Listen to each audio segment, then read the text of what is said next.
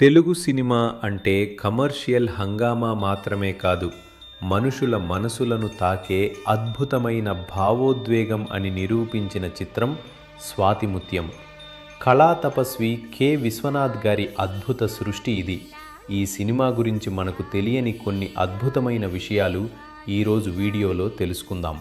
మొదటి విషయం, స్వాతిముత్యం భారతదేశం తరపున ఆస్కార్కు ఎంపికైన మొదటి తెలుగు సినిమా. ఇక బాలీవుడ్ లెజెండ్ రాజ్ కపూర్ గారు ఈ సినిమా చూసి, ఈ సినిమాలో ఒక పవిత్రత ఉంది, ఒక నిజాయితీ ఉంది అని దర్శకుడు విశ్వనాథ్ గారిని ఆత్మీయంగా హత్తుకున్నారట. అంతటి గొప్ప సినిమా ఇది. మన తెలుగు సాహితీ లోకానికి సిరివెన్నెల సీతారామశాస్త్రి గారిని పరిచయం చేసిన గొప్ప సినిమా ఇది.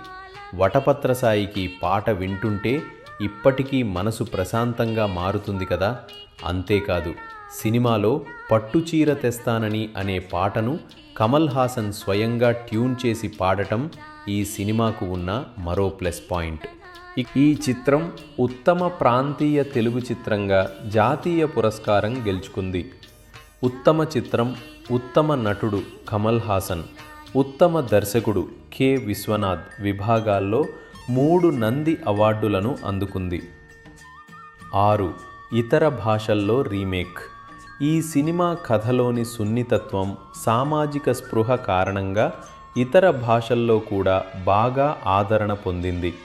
హిందీ, ఈశ్వర్ పేరుతో అనిల్ కపూర్, విజయశాంతిలతో అదే దర్శకుడు కె. విశ్వనాథ్ తెరకెక్కించారు.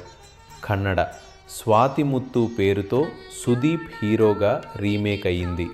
తమిళ్, సిప్పిక్కుల్ ముత్తు పేరుతో ఈ సినిమా డబ్ అయ్యి అక్కడ కూడా ఘన విజయం సాధించింది. ఇక మరో ఇంట్రెస్టింగ్ విషయం ఏంటంటే, నేటి ఐకాన్ స్టార్ అల్లు అర్జున్ గారు ఈ సినిమాలో ఒక చిన్న పాత్రలో బాలనటుడిగా నటించారు. కమల్ హాసన్ గారి మనవడిగా ఆయన చేసిన నటనను మీరు ఎప్పుడైనా గమనించారా?